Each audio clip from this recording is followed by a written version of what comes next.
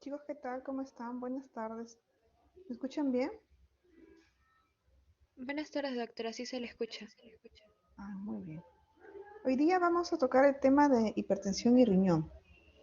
Ahorita voy a compartir las diapositivas.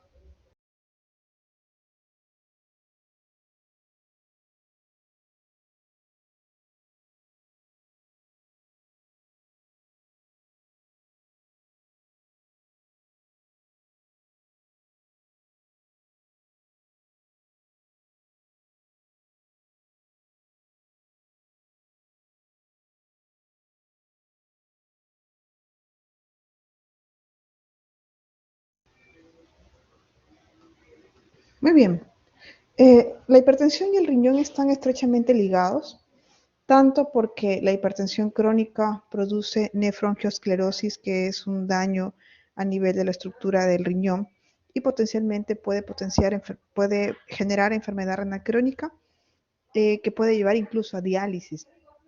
Otro porque la hipertensión arterial empeora mucho de los cuadros renales, por ejemplo, la nefropatía diabética, las glomerulopatías, la enfermedad renal crónica en sí. El hecho de tener enfermedad renal crónica junto con hipertensión hace que la progresión sea más rápida. Y lo otro es que cuando hay enfermedad renal crónica en un paciente que inicialmente no tenía hipertensión, durante la evolución de la enfermedad renal, ya cuando el paciente empeora y pasa a estadios 4 y 5, es muy frecuente que desarrolle hipertensión de tipo secundaria de origen renal. Entonces, estos pacientitos casi siempre cuando llegan a diálisis son ya hipertensos, sin haber sido esta la causa de su enfermedad de manera inicial. Lo otro que también vamos a revisar es la hipertensión renovascular, que es una alteración de las arterias renales que pueden ser de tipo estenosis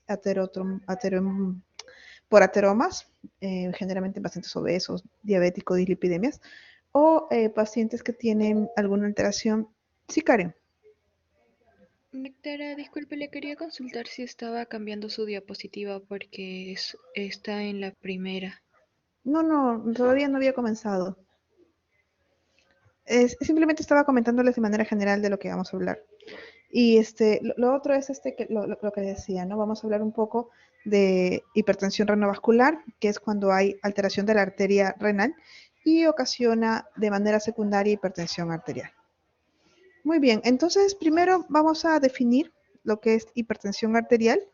La definición de la hipertensión arterial es una presión arterial que está más elevada de los niveles óptimos y constituye actualmente un factor de riesgo de enfermedad y muerte en el mundo y muy importante. Conlleva a un mayor de riesgo de eventos vasculares como son el infarto agudo de miocardio, el ACV isquémico, el ACV hemorrágico. Entonces, esto va muy de la mano con la hipertensión arterial. Entonces, la hipertensión arterial se define como una presión arterial alta de manera mantenida.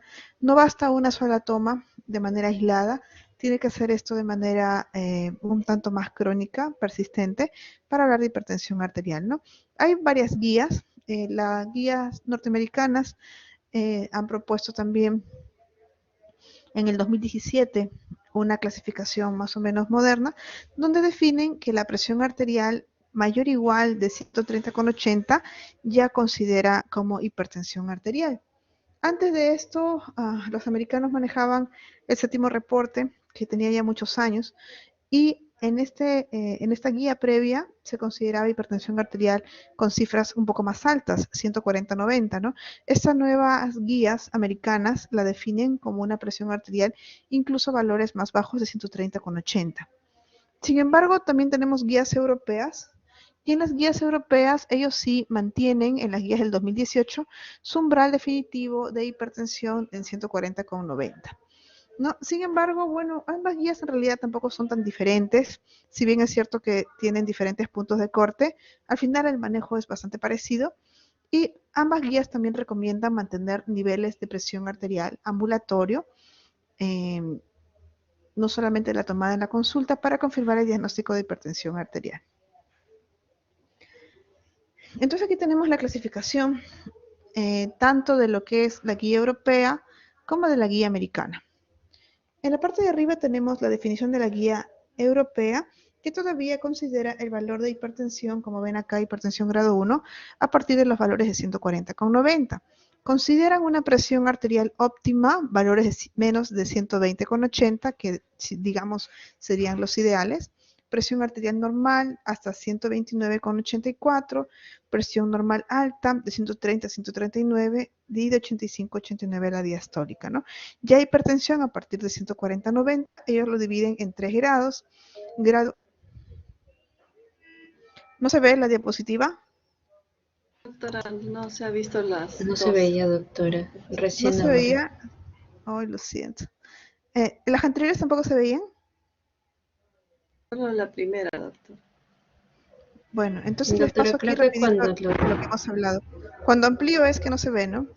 Sí, doctora. Ahí es Ok, donde no se y ve. entonces aquí les comentaba, ¿no? Yo les comentaba que la presión arterial tiene la definición de una presión arterial crónica, no solamente un control, y que según la guía americana es de 130,80 y según la guía europea ellos todavía mantienen el punto de corte que se manejaba anteriormente de 140,90 y que en ambas guías se recomienda la presión ambulatoria, no solo la tomada en consulta, porque la de consulta a veces podría estar un poco elevada.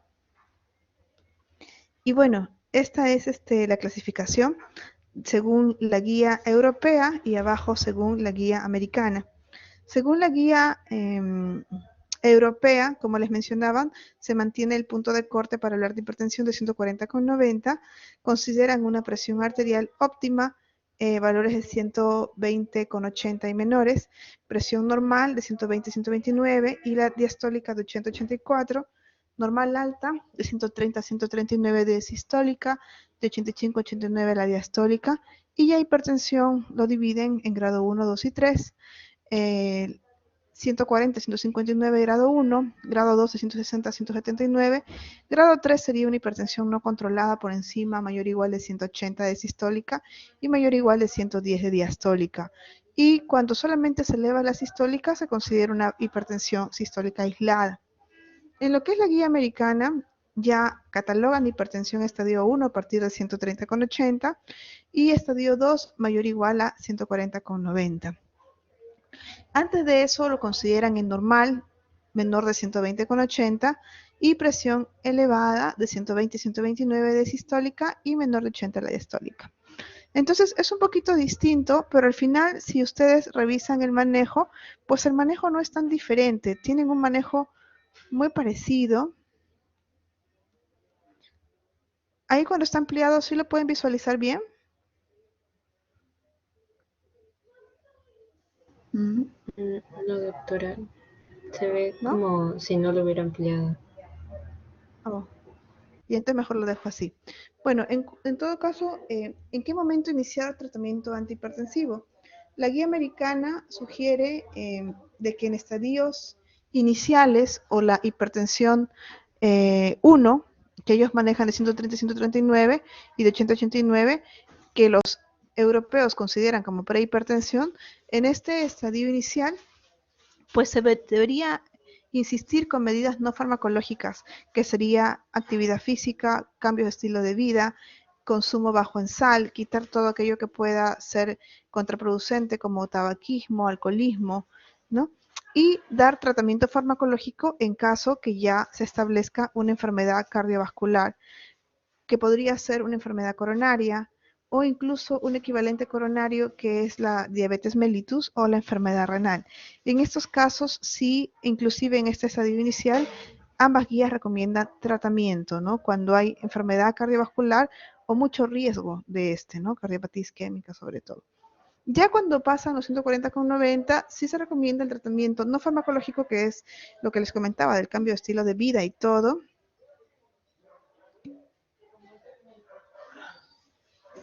El doctor está escribiendo.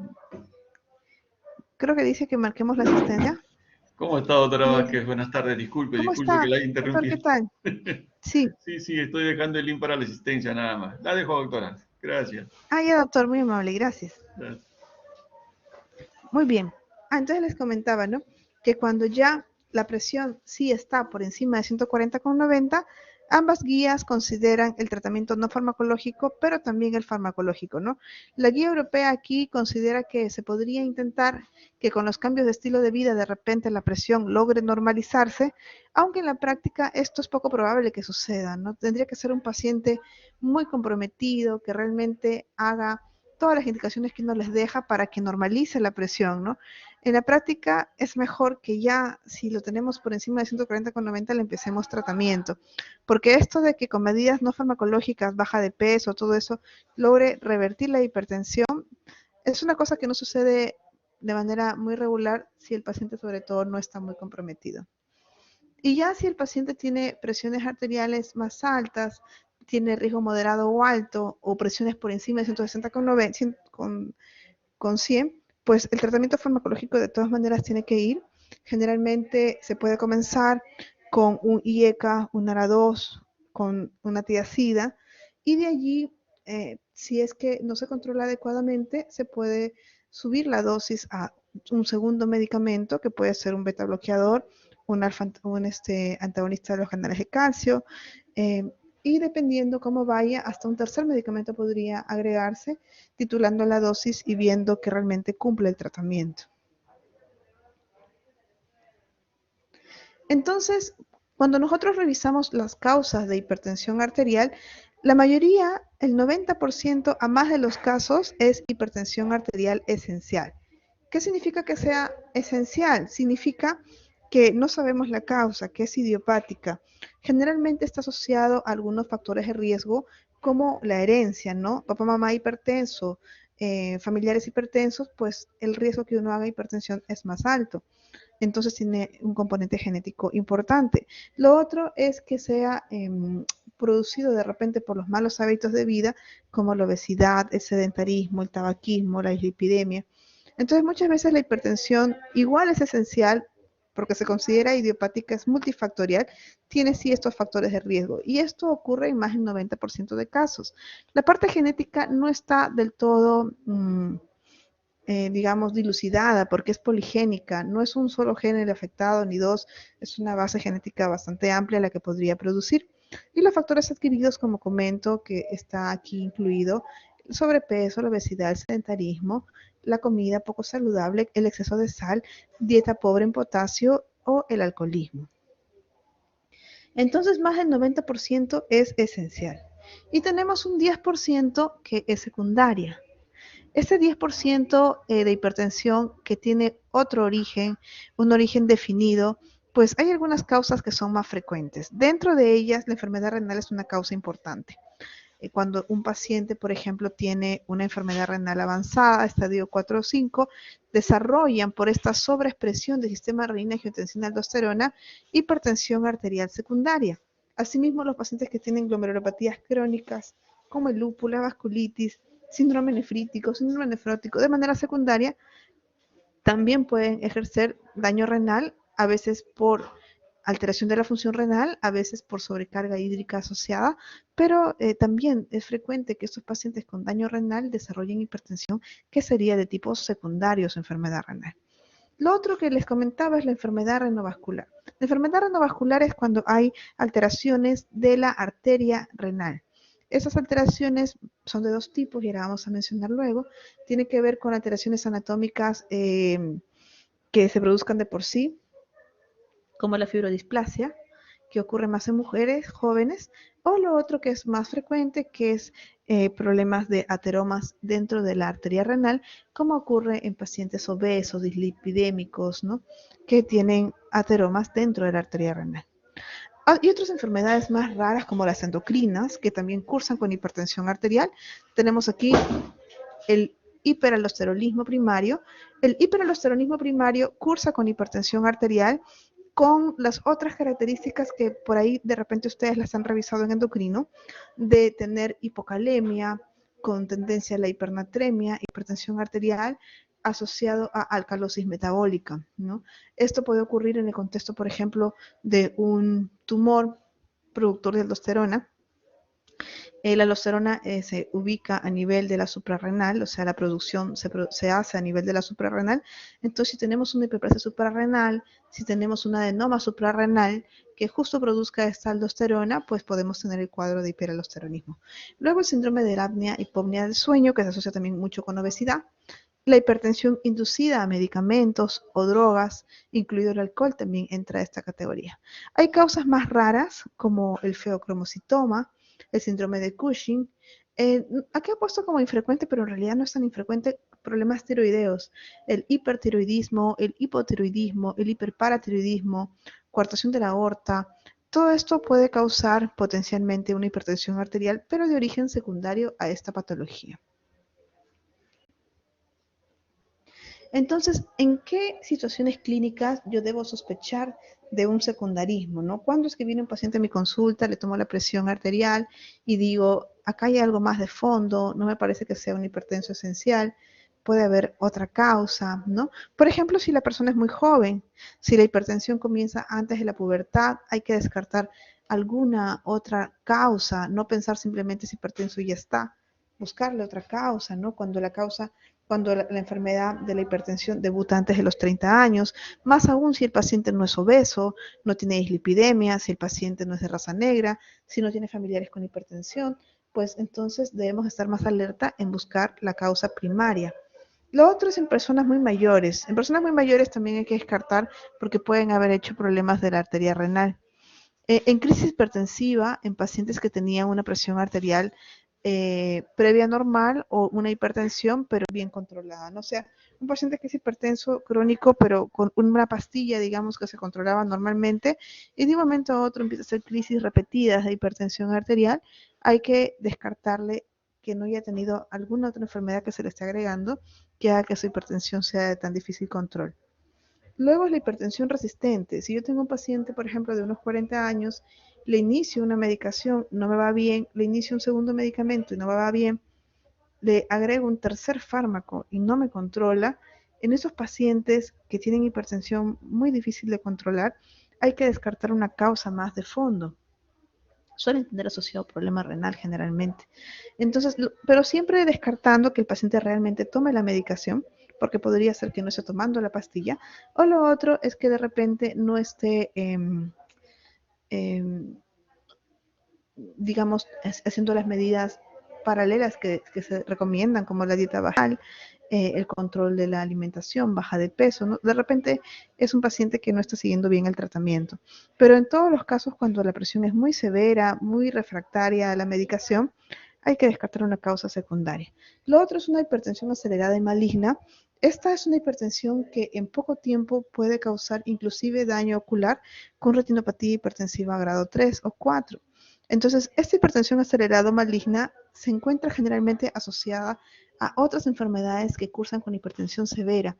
Por ejemplo, las enfermedades preeclámpticas, la eclampsia, el síndrome de Hell, que son enfermedades obstétricas que ocurren luego de la semana 20 de gestación, se asocian a esta hipertensión acelerada. Otra podría ser, por ejemplo, la esclerodermia, otra el síndrome tifosfolipídico, o sea, enfermedades en las que se agrega una hipertensión maligna y que es potencialmente muy dañina, sobre todo porque afecta a órganos blancos. Lo otro es que haya síntomas o signos de enfermedad subyacente. De repente tiene las fases de Cushing, tiene las fases de hipotiroidismo, de acromegalia, inclusive también hacen hipertensión.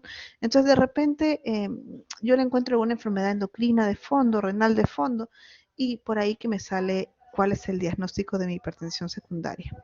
Lo otro es que esté tomando medicamentos que podrían subirle la presión. Entonces, también considerar todo lo que toma el paciente, ¿no? Entonces, ¿cómo es que yo puedo hacer diagnóstico de alguna de esas enfermedades más prevalentes? Para hablar si es que el paciente tiene una enfermedad renal parenquimatosa que pudiera ser la causa de su hipertensión secundaria, yo debería hacer un dosaje de urea y creatinina y evaluar función renal, tasa de filtración glomerular. Lo otro, de repente, una proteinuria, ver que no tenga un síndrome nefrítico, un síndrome nefrótico, ¿no? Básicamente con eso. Si a un paciente yo quiero hacerle un descarte de problema renal, podría comenzar solicitándole una proteinuria, una urea y creatinina. Si esto sale normal, prácticamente ya descarto que el problema sea de origen renal. ¿no? Pero si está alterado, si tiene falla renal aguda, crónica, glomerulonefritis, pues esa podría ser la causa. Lo otro es una hipertensión renovascular o fibrodisplasia. Esta patología, pues, es cuando hay una malformación a nivel de la arteria renal, que lo vamos a encontrar más en mujeres jóvenes que no tienen otros factores para hipertensión. Y estas mujeres muchas veces pueden cursar con soplo abdominal y tienen hipertensión moderada severa. Son jóvenes. Generalmente esto lo ponen en los casos clínicos.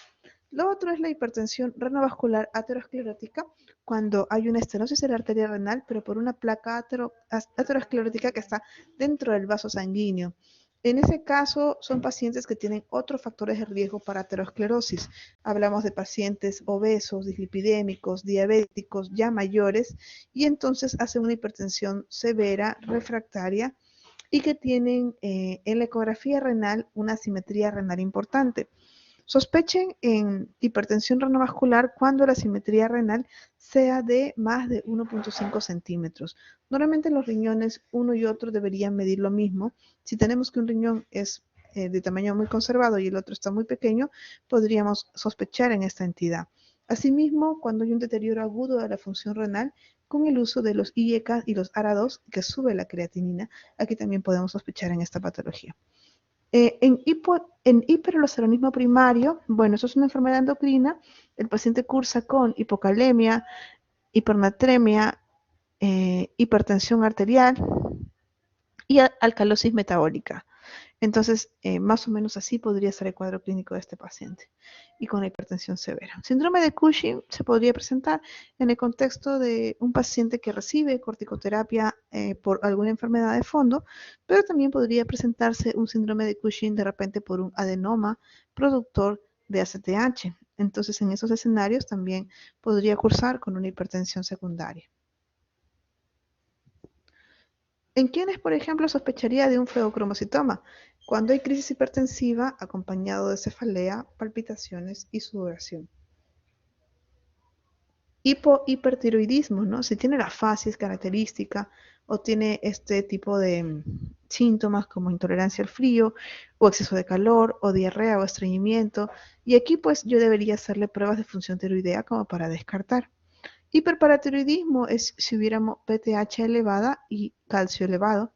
Acromegalia, si es que tiene el fenotipo característico de esta facies, que es una facies un poquito más tosca por el crecimiento a nivel de los tejidos blandos, la macroglosia, la nariz más grande, la protrusión mandibular, la protrusión del arco ciliar, todo esto, ¿no? El prosnatismo, todo esto podría hacerme sospechar de una acromegalia de fondo, que generalmente es por un micro o macroadenoma productor de hormona de crecimiento.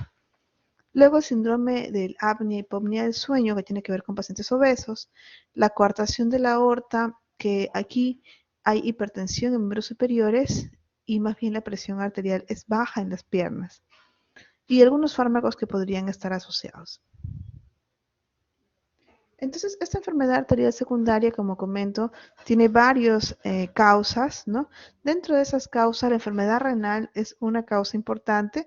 Como les digo, es importante aquí para el screening pedir una urea, una creatinina, una proteinuria en 24 horas.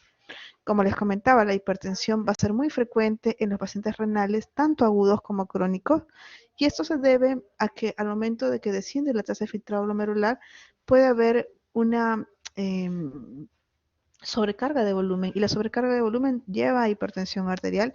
Asimismo, una nefritis con proteinuria, hematuria también se asocia a hipertensión arterial.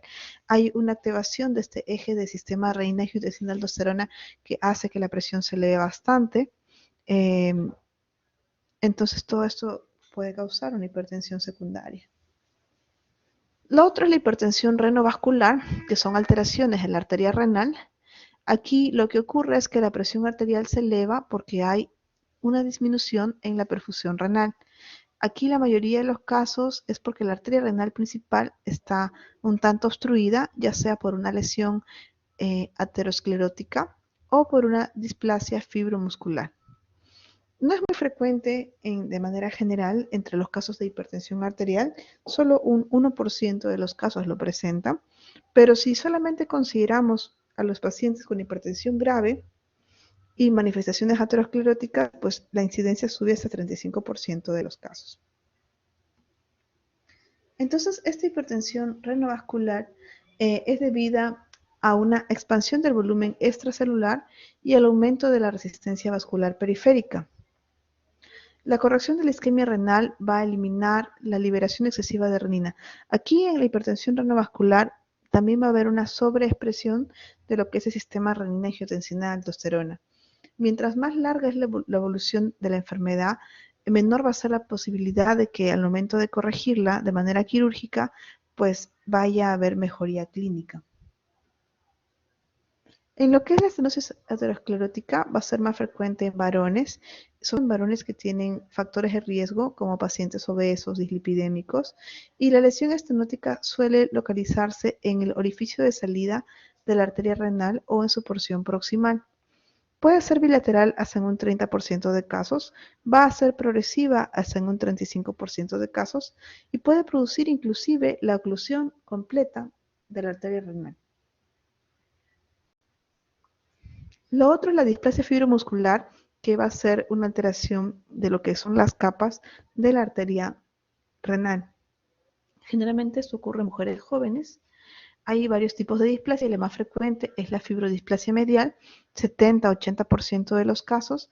Generalmente va a afectar a los 2/3 distales de ambas arterias renales.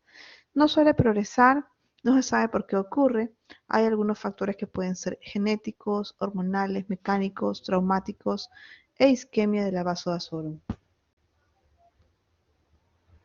Entonces, cuando hay una estenosis de la arteria renal, pues también aquí aumenta lo que es la renina y todo el sistema de renina-angiotensina-aldosterona, que tiene esos efectos de vasoconstricción, retención de sodio, aumento de la aldosterona, efectos vasculares, efectos simpáticos y efectos miocárdicos. Justamente el problema de la estenosis va a generar el aumento de la renina, el aumento de la angiotensina 2 y también la retención mayor de agua y sodio.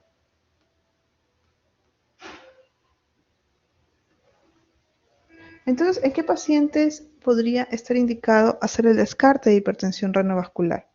En un paciente que está debutando con hipertensión grave, severa, grado 3, por encima de 180/110, hay que descartar que tenga esta patología.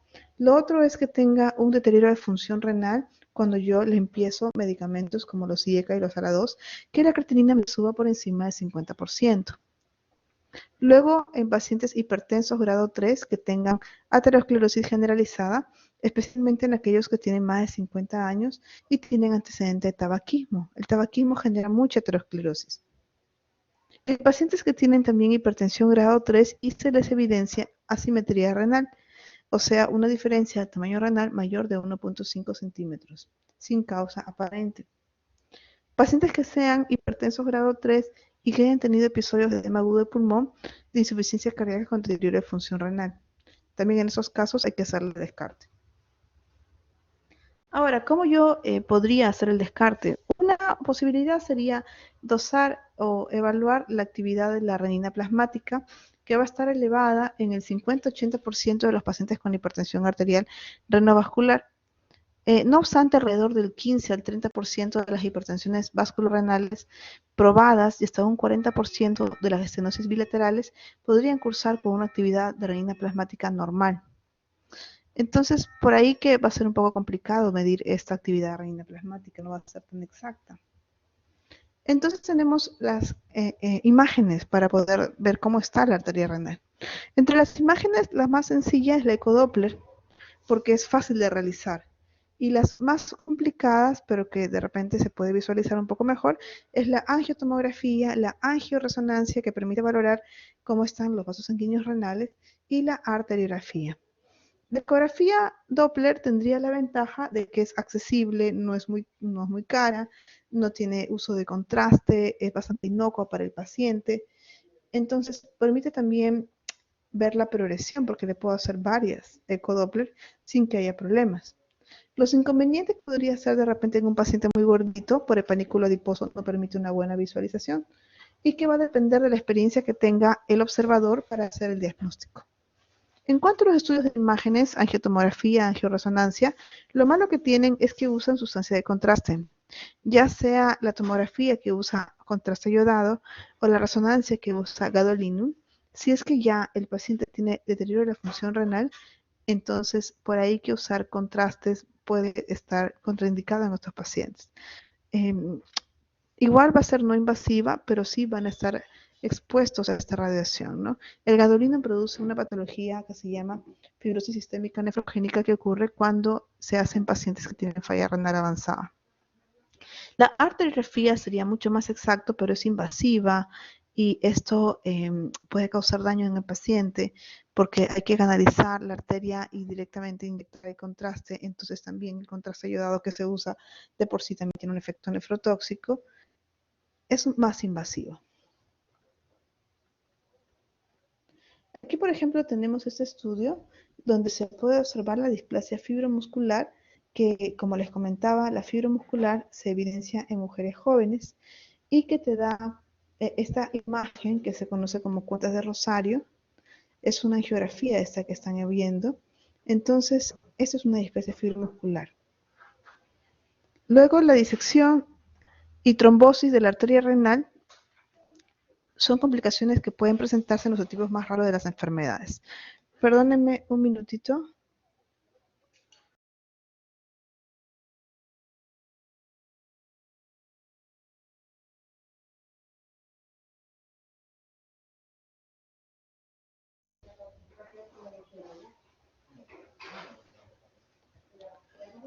Muy bien, entonces aquí también tenemos cuadros de aterosclerosis. Aquí en aterosclerosis, por ejemplo, está obstruyendo prácticamente lo que deja de luz es un pedacito muy pequeñito, ¿no? La aterosclerosis prácticamente obstruye toda la luz del vaso sanguíneo de la arteria renal. Y en la enfermedad de la displasia fibromuscular, más bien tenemos que aquí se ve deformada la arteria renal, lo que se conoce como imagen en cuentas de Rosario. El diagnóstico por ecografía Doppler de todas maneras ayuda. Tiene una sensibilidad del 75%, una especificidad del 80%. Entonces, de primera instancia, para un screening, pues nosotros podríamos solicitarla. Va a evaluar también un índice de resistencia que va a permitir estimar el beneficio de una intervención. Entonces, puede detectar estenosis unilaterales, bilaterales de las arterias renales y también sirve para poder reevaluar al paciente si hace reestenosis en el caso de que ya ha sido tratado con angioplastía. La angioresonancia tiene la dificultad que emplea el gadolinum y entonces no se recomienda hacerlo cuando ya hay una tasa de filtración glomerular menor de 30 porque tiene esa enfermedad que les comento. Sí permite visualizar a las arterias renales, no utiliza contraste iodado. Tener mucho cuidado en pacientes con implantes mecánicos o marcapasos. La angioresonancia, acá tenemos una imagen, vemos como a nivel de la arteria renal tienen estas como que discontinuaciones, o sea, como que no es homogénea, es un caso también de fibrodisplasia, ¿no? Entonces forma estas pequeñas lesiones, no está continua, como en el caso de la izquierda, aquí en la derecha la vemos discontinua. Entonces, esta angioresonancia, la ventaja que tiene es que su sensibilidad y especificidad es bastante alta.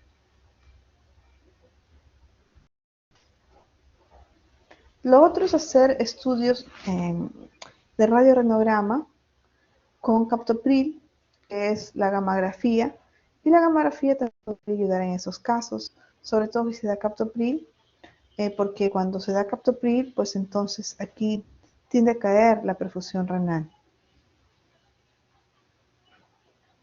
Entonces va a alterar la captación del radiomarcador con la ingesta de captopril en el riñón comprometido. Aquí la sensibilidad y la especificidad de esta prueba sí va a ser bien alta, superior al 90%. En cuanto al tratamiento, una posibilidad sería tratar de vencer esa obstrucción de la arteria renal con una angioplastía transluminal percutánea. Es una técnica adecuada para poder solucionar estas lesiones estenóticas sin necesidad de una cirugía abierta. cuando hay una oclusión incompleta de la arteria principal y en la fibrodisplasia. Entonces vamos a poder intervenir al paciente de manera percutánea y la máxima respuesta se va a encontrar en 48 horas. Entonces, con la angioplastía con balón se puede ingresar hasta la arteria renal, vencer la obstrucción que presenta por la placa aterosclerótica y colocar de repente un balón para que ayude a vencer este trombo aterosclerótico. La cirugía estaría indicado en pacientes con estenosis de la arteria renal no candidatos a angioplastía, por ejemplo, cuando hay afectación de varias arterias o que requieran reconstrucción de la aorta en la zona de salida de la arteria renal por aneurismas o con zonas de enfermedad oclusiva aortoilíaca, ¿no? O sea que la cirugía ya sería solo en estos casos que ya no se puede hacer la angioplastía. Lo otro es dar un manejo médico. Se menciona de que si se da un manejo médico adecuado, posiblemente más de 2 fármacos, que se bloquee el sistema de reina-angiotensina-aldosterona, potencialmente estos pacientes podrían mantener presiones arteriales más o menos controladas. En caso de una lesión estenótica bilateral inadvertida, hay que tener precaución con el uso de los IECA y los ARA2 porque podría subir mucho la creatinina. En un estudio publicado hace algunos años para evaluar los desenlaces cuando se hizo una angioplastía percutánea en pacientes que tenían esta hipertensión renovascular de tipo aterosclerosis comparado con tratamiento médico, lo que se observó es que no hubo mucha diferencia entre los pacientes. O sea, tanto los que recibieron el tratamiento con angioplastía como los que recibieron el tratamiento bioral evolucionaron de la misma manera cuando los consideraron a largo plazo. Entonces, este estudio lo que recomendaba era que no siempre la angioplastía de repente debería ser la primera línea, que también se podría considerar el tratamiento farmacológico bien dado y bien tomado y que al final pues podía tener una respuesta similar.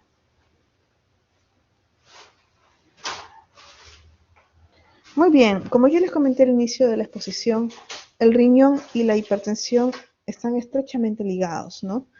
Cuando la hipertensión es de muchos años, ocurre cuando la persona está muy joven o más o menos joven y dura muchos años, sobre todo si no se controla bien, pacientes que tienen más factores de riesgo, como podrían ser raza negra, antecedentes familiares, obesidad, tabaquismo, pues lo que produce en el riñón es nefroangiosclerosis, ¿no? Esa hipertensión primaria esencial, con los años produce un daño que se llama nefroangiosclerosis.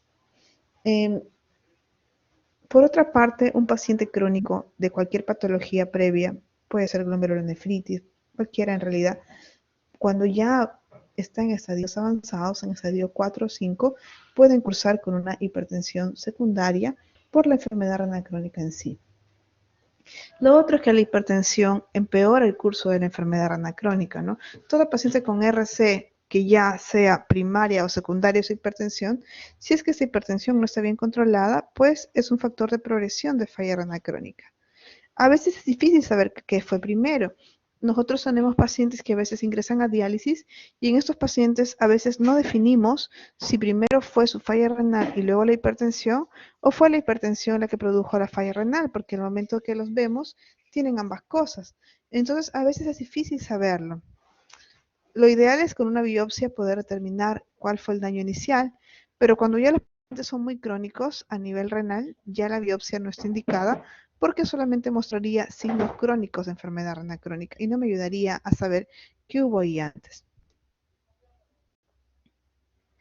Entonces, esta nefroangiosclerosis, que es el daño renal producido por hipertensión crónica, va a causar una afectación de la microvasculatura preglomerular.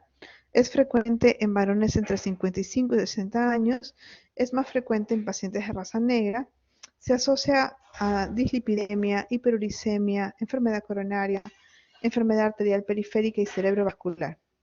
Si uno hace una biopsia, va a encontrar una hialinosis de las arteriolas aferentes. Puede haber alteraciones isquémicas de los glomérulos como retracción del ovillo, esclerosis segmentaria y focal, y en algunas zonas lesiones de fibrosis intersticial y atrofia tubular. Entonces, la arteriosclerosis hialina a nivel de los vasos sanguíneos va a ser uno de los hallazgos llamativos en esta nefroangiosclerosis.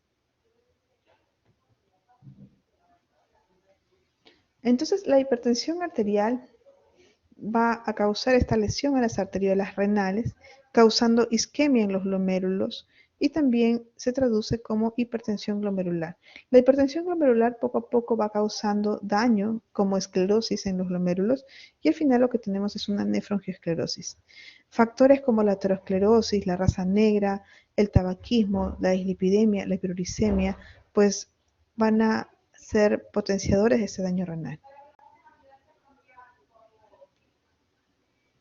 ¿En qué pacientes debo sospechar de una nefroangiosclerosis? Sobre todo son personas que ya tienen muchos años con esa enfermedad, que han tenido familiares que son hipertensos, sobre todo los varones de raza negra, pacientes mayores de 55 años, y que esta hipertensión arterial ya tenga daño de órgano blanco. Por ejemplo, a nivel cardíaco, que de repente tenga una hipertrofia del ventrículo izquierdo, que a nivel ocular ya haya hecho retinopatía, que tenga de repente compromiso neurológico y tenga una secuela de un ACV isquémico, un ACV hemorrágico, a nivel cardíaco una cardiopatía isquémica, o sea, o a nivel de las arterias periféricas una arteriopatía periférica. O sea que esta hipertensión, para que haya producido daño en el riñón, generalmente asociado ha producido daño en esos otros órganos, que también se pueden evaluar cuando uno ve al paciente. Lo otro es una asociación con una enfermedad vascular aortorrenal aterosclerótica. Luego, una proteinuria. Estos pacientes con hipertensión crónica pueden cursar con proteinuria, pero esta proteinuria no suele ser muy alta, suele ser menos de 1 gramo, máximo 1,5 gramos. Es decir, que no llega a tener un rango nefrótico. La hipertensión arterial no produce síndrome nefrótico ni síndrome nefrítico. La hipertensión arterial puede producir una proteinuria significativa, pero generalmente el grado de proteinuria no es muy alto, suele ser menos de 1 gramo. Lo otro es que también tenga asociado dislipidemia, hiperuricemia, raza negra, como mencionaba, y riñones ligeramente disminuidos en la ecografía. Entonces, esta nefroangiosclerosis es un diagnóstico por exclusión ante la ausencia de otro tipo de nefropatía y una clínica sugestiva, ¿no? Cuando más o menos vemos un paciente que ya es mayor, que tiene una hipertensión de mucho tiempo, con hipertrofia de ventrículo izquierdo, entonces sin proteinuria o con proteinuria muy leve, pues nos hace pensar de que es una nefroangiosclerosis. Y el manejo es que tenemos que controlar la presión arterial para llegar hasta valores menores a 130/80. El tratamiento de primera línea consiste en administrar IECA SUARA-2 porque son muy favorables para lo que es nefropatía renal, sobre todo la diabética, pero también la no diabética. En lo que es la proteinuria, muchas veces la proteinuria, si estamos frente a un contexto de un paciente con síndrome nefrótico, puede empeorar una hipertensión arterial por sobrecarga hídrica. Lo otro es que en sí la hipertensión arterial no causa proteinuria, más que una proteinuria pero baja. Suele hacer microalbuminuria, macroalbuminuria en menos casos, pero generalmente es menor de 1 gramo en 24 horas, ¿no? La albuminuria uno la puede determinar con el cociente albuminuria-creatininuria, y cuando está por encima de 30 miligramos hablamos de microalbuminuria y es una expresión de daño endotelial. En estos pacientes que tienen hipertensión crónica, la presencia de microalbuminuria me indica que esta hipertensión crónica ya puede haber generado daño en órgano blanco. Pero si la proteinuria es mayor, hay que sospechar de otra enfermedad, de alguna otra causa de una glomerulopatía que causa síndrome nefrótico. Como les digo, ¿no? El síndrome nefrótico no es producido por hipertensión arterial. Cuando lo encontramos junto a un paciente hipertenso, hay que buscar otra causa. Y lo otro es que la hipertensión puede hacer progresar la falla renal. Estos pacientitos renales, cuando no controlan su presión, pues hacen que el problema renal empeore y empeore independientemente de otras variables como la edad y la función renal basal.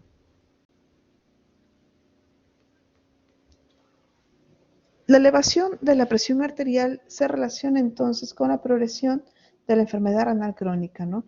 Tanto porque este incremento de la presión arterial va a incrementar también la presión a nivel de la microvascularización renal y puede causar también presencia de proteinuria como microalbuminuria. La proteinuria, aunque sea microalbuminuria, igual es potencialmente nefrotóxica. Entonces, una vez que la tenemos, va a empeorar la función renal. Y esta hipertensión arterial, cuando se transmite a los glomérulos y causa la hipertensión glomerular, también esto genera un mayor daño renal. Entonces, normalmente los riñones mantienen un flujo entre la arteriola aferente y la arteriola eferente para mantener constante la presión dentro del glomérulo. Entonces, variaciones de la presión arterial bastante grandes, el riñón trata de no trasladárselas al glomérulo justamente por la autorregulación renal a través de manejar cómo va a haber la vasoconstricción o la vasodilatación de las arteriolas aferente y eferente.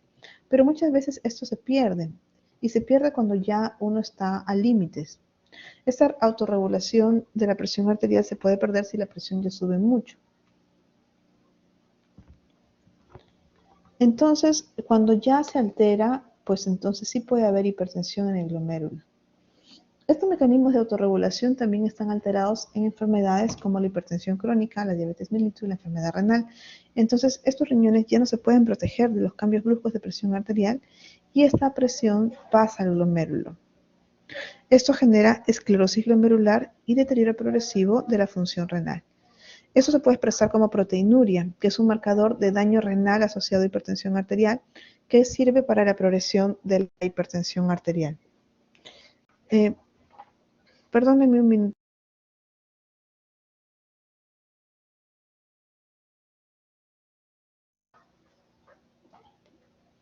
Lo otro es que estas proteínas filtradas van a activar proteínas inflamatorias, profibróticas, citotóxicas.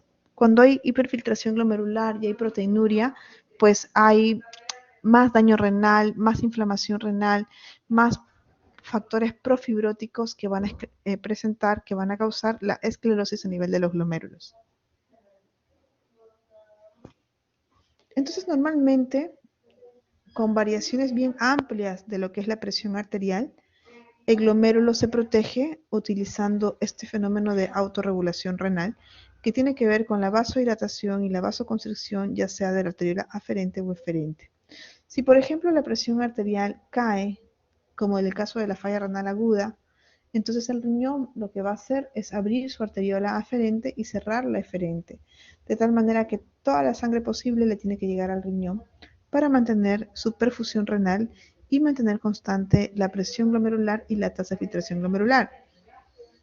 Pero si estamos frente a elevaciones de la presión arterial, como pacientes con hipertensión severa, el riñón también trata de mantener dentro del margen de lo que puede la autorregulación renal, produciendo la vasoconstricción de la arteriola aferente para que esta presión tan alta sistémica no le llegue al glomérulo y tratar de mantener estable esta presión intraglomerular.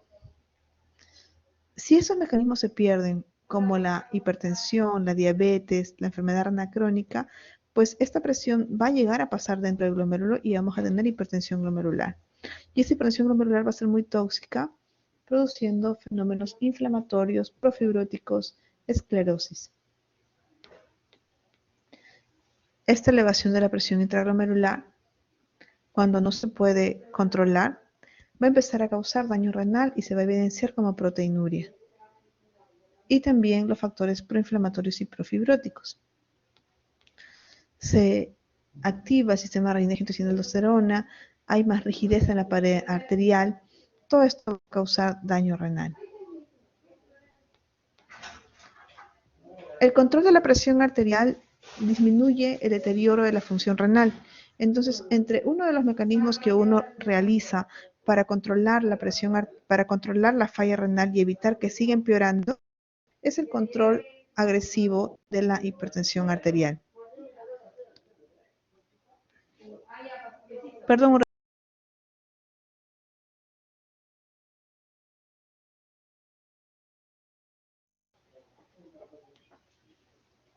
Entonces, en estos pacientes que tienen hipertensión arterial asociado a daño renal, el tratamiento de primera línea son los IECAs y los ARA2 para bloquear justamente ese sistema renina-angiotensina-aldosterona.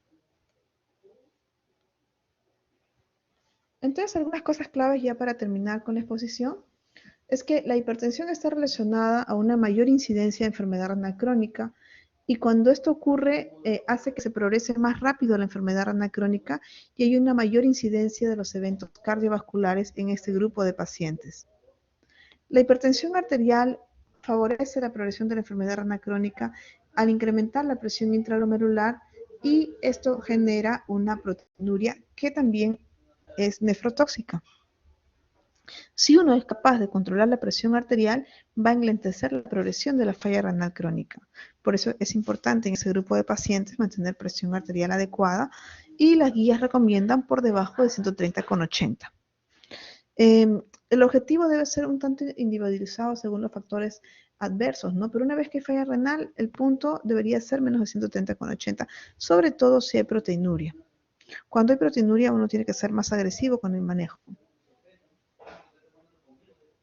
Aparte del tratamiento farmacológico, siempre hay que cambiar los estilos de vida. Y los estilos de vida van con mejorar la alimentación, comer menos, bajar de peso, comida baja en sal, actividad física, evitar sedentarismo. Y lo otro, pues, sería dejar hábitos nocivos como el tabaquismo y el alcoholismo.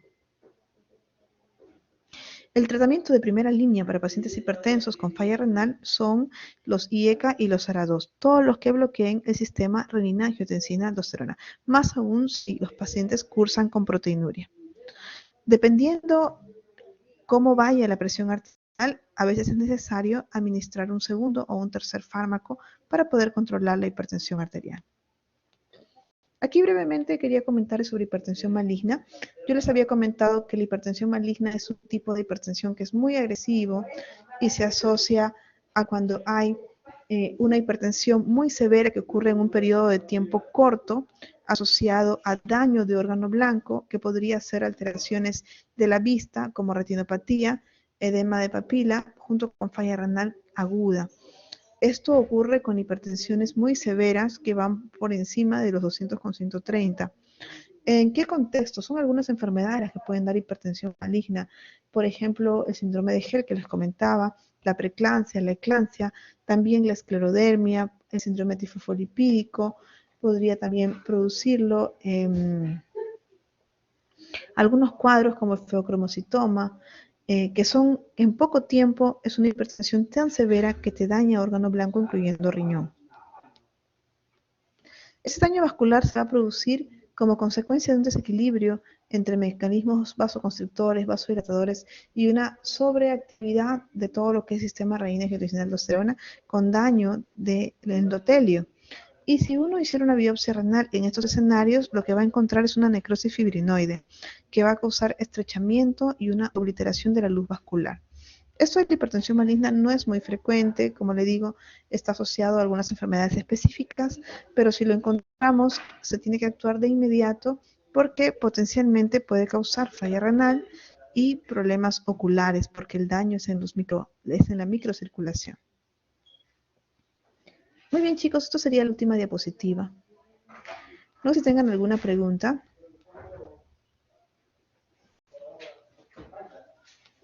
Básicamente, como les comentaba, lo que hemos tocado es un poco la hipertensión arterial, tanto la esencial como la secundaria. Dentro de la secundaria hemos revisado las causas más frecuentes. Dentro de las causas más frecuentes de la secundaria, las renales es un porcentaje importante. También tenemos por otro lado la hipertensión renovascular, que es cuando hay alteraciones de la arteria renal. Luego hemos visto cómo la hipertensión puede empeorar la progresión de la falla renal crónica y cómo los pacientes renales crónicos hacen de por sí la falla renal avanzada y cómo se relacionan tanto que a veces no sabemos qué fue primero.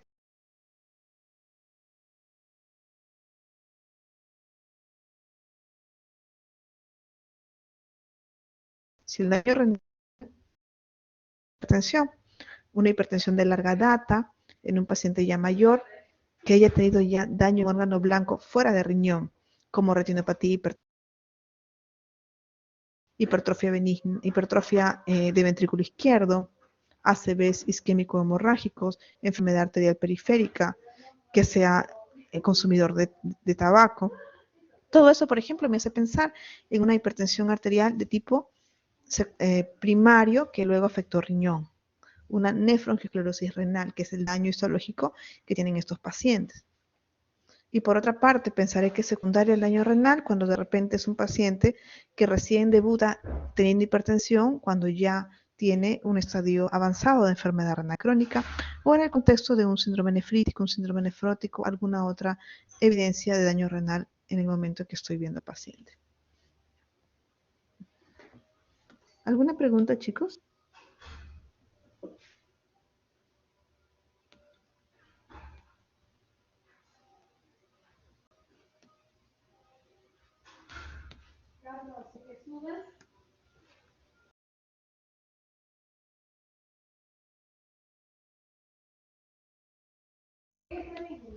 Bueno, si no hubiera más preguntas, eso sería todo con respecto a la exposición. Muchas gracias, Valeria.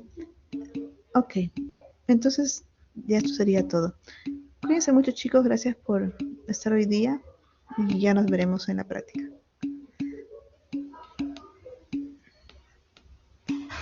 Gracias a ustedes, cuídense mucho.